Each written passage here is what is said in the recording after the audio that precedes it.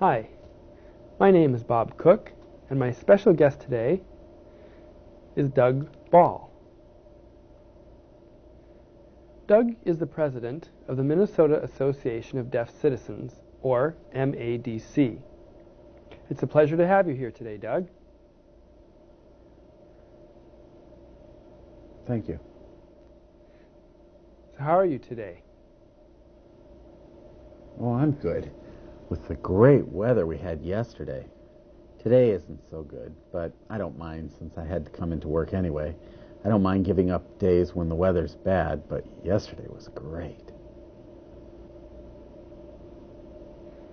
I'd like to ask you 5 questions today.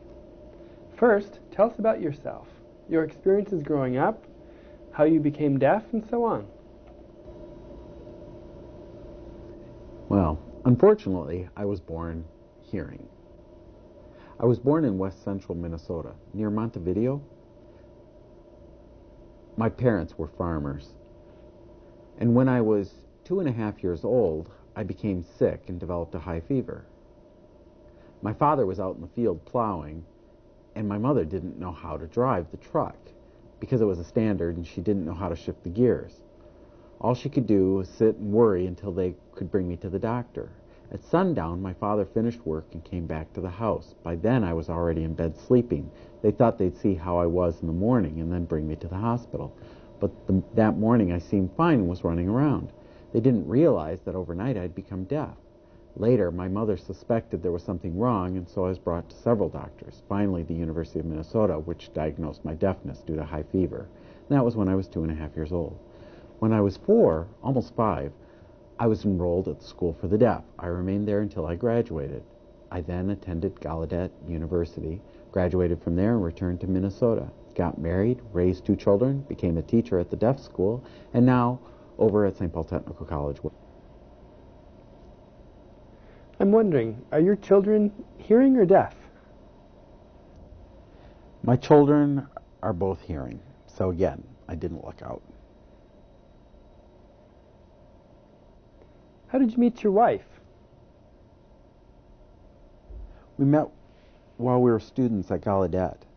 My wife went to an oral school in Oklahoma, and I'm from Minnesota, but Gallaudet is a famous meeting place for people to fall in love and get married. Interesting. Okay, the next question is not related to your job, but you are the president of MADC, director of the Miss Deaf America pageant, on a board of trustees, and the list just goes on and on. Where do you find the time, enthusiasm, and energy for all of this? Tell us your secret. What's my secret? Well, you could ask the same question of many other parents who find the time for sports, which I'm not really interested in. They may spend the small amount of time playing or watching sports. I prefer to use my time involved in community activities. All right. What are your hobbies? My hobbies? Oh, my first love is traveling the world. My other hobby is collecting antiques. What kind of antiques, if I'm not being too nosy? Oh, I tend to go to various auctions looking for old furniture, which matches what I already have. Some of mine was given to me by my grandparents and is made of oak. So when I find something at the auctions, I refinish it to match my own furniture. I have a deaf man who does upholstery whose name is Wilford Lazarus. He's very good and can make some good matches, which I enjoy. Also, I love collecting postcards from different schools for the deaf. So far, I have about 60 postcards. I've heard that you're quite the history buff. I understand that you traveled the world visiting various deaf communities. Can you tell me more? Yeah, it's been interesting for me, traveling the world, being involved in worldwide events for the deaf community. For example, my first experience was with the World Federation of the Deaf, WFD, which is similar to the National Association of the Deaf at our national level, but it's at the international level. I went to Finland in 1987, which was my first experience at an international conference. The purpose was to learn about research on sign language. I was interested, so two of us went, and that's where I really got hooked on the WFD. I've been attending their conferences ever since, which happen every 4 years. So far I've been to Finland, Japan, and Vienna, Austria, which was just last year. The next meeting will be held in Australia in 1999. I like going to WFD conferences. My first experience as a presenter was last year in Vienna, Austria. I really enjoyed the experience. You've also traveled to Sweden and Scotland, but that wasn't related to WFD. What were those trips about? Yes, well, Sweden, that trip was connected to the World Federation of the Deaf Conference. I first went to the conference in Finland, and afterwards went to visit some friends who live in Sweden. I really enjoy Sweden. In fact, I've been there 3 times. The first time, I've already explained. The second time, to attend a conference on bilingualism. And the third time, again, was after a WFD conference. I've enjoyed my 3 visits there. Scotland was for an International Deaf History Conference, which was part of the International Deaf History Symposium for which I was a presenter. Our sign for Scotland is to sketch a plaid pattern on the shoulder, but their sign is to move an arm in and out as if you were playing bagpipes. I visited the School for the Deaf in Edinburgh. The building was beautiful. It looked like a castle. It was a landmark from the 1800s. Many of the deaf schools in Europe were 100 to 200 years old. I really appreciate the preservation of Thompson Hall, which is 80 years old.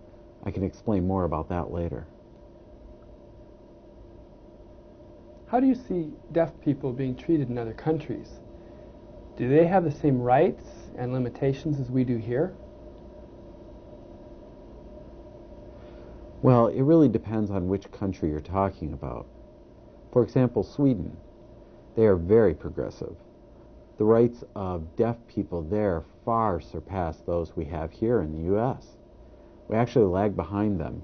They are well known for being bilingual.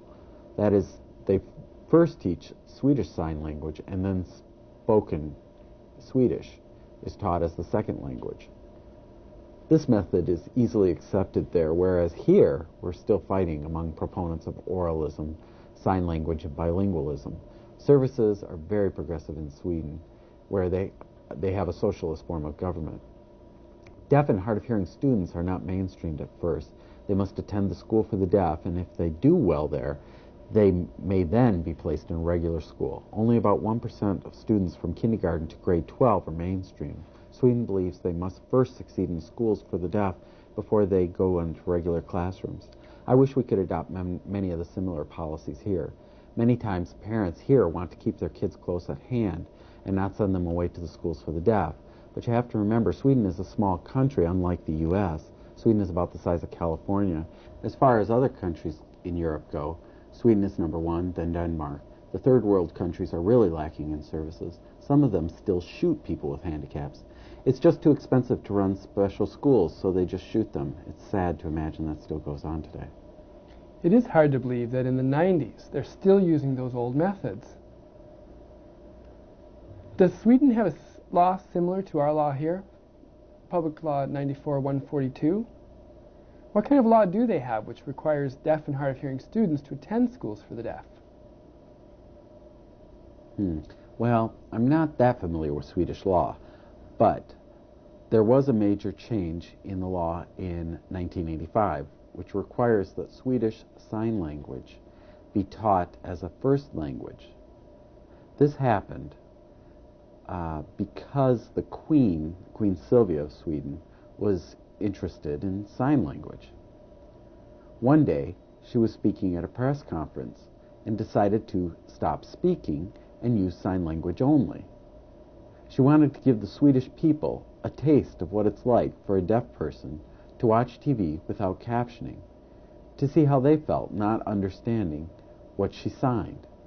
That had a great impact on the people in Sweden, And that was when they started to be more accepting and work towards the passage of legislation to officially recognize Swedish Sign Language as the first language. This happened in 1985.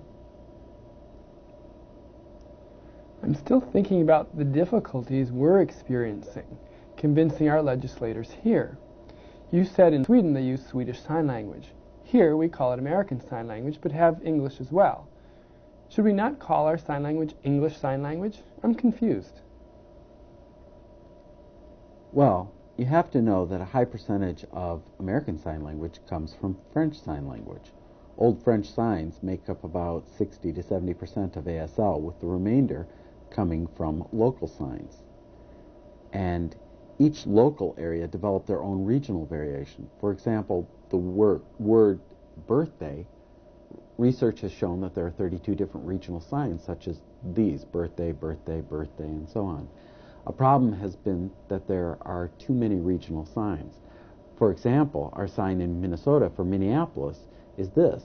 Many people outside our area don't know the sign or produce it incorrectly, such as other ways.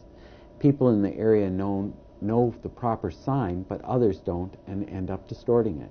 Now, remember, ASL is used throughout the 50 states and itself changed over time by borrowing from signing exact English and other modes. So, where do we stand on defining proper ASL? I don't know. It will depend on where you live. That brings up a question about the sign we use here for Minneapolis. Many deaf people have asked me why we use a hand shape for the letter D signed on the shoulder. I've never known the full story behind it. We're lucky to have you here to shed some light on how that sign was invented. Well, the sign is taken from the sign used for a man named Dean, who attended the School for the Deaf in the 1870s. The school opened in 1863 and he attended through 1870 or so. At that time, all the students came from the surrounding countryside, except for one boy who was from Minneapolis. That was a long name to spell each time, so instead the kids would refer to it as Dean's hometown, which was easy to sign. After Dean left the school, many of the younger children didn't know who Dean was, so the part about his hometown ended up being dropped. But the sign used for Dean and his name continued to be affiliated with the city of Minneapolis. So historically, the sign came from that used for Dean's hometown and was changed over time to one that's used today. It all began with a boy named Dean. Interesting. Thanks for filling us in. Now for my last question. From all of your experiences traveling to different countries, and as the president of the Minnesota Association of Deaf Citizens, when you think about deaf people's lives in the past as compared with today, the way that deaf and hearing people view each other, what do you see? Wow. When I look back at all the great presidents of MADC and NAD, I think they had to go through the same struggles we do today. Many of the same views are still held today, but I think more hearing people are accepting of the use of sign language now. In the past, there was resistance to using sign language.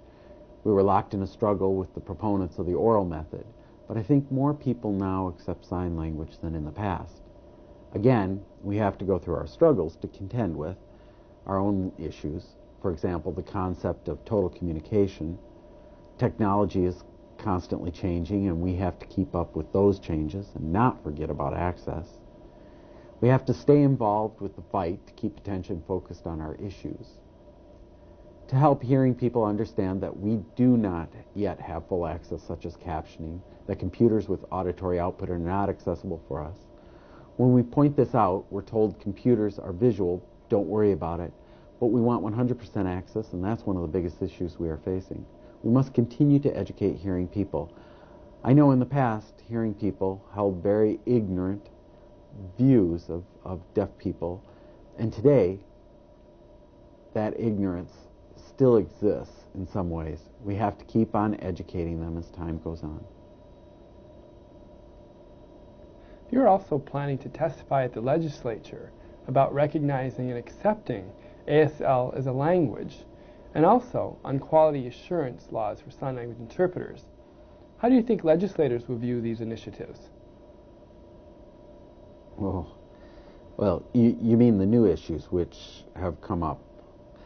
I hope the legislators will continue to support us, but I am concerned about the divisions within our stakeholders. I don't want legislators to be uncertain who they should listen to. We must present a unified front and work for what's best for deaf children and adults. Legislators are now wanting to hear directly from deaf people instead of hearing people on behalf of deaf people. More deaf people are going to the legislature, which is appreciated by their legislators. I hope more deaf people will meet with their own legislators rather than MADC trying to speak for all legislators for all deaf people. We need deaf people to go and see legislators in their home districts so they can hear from their own constituents. Thank you.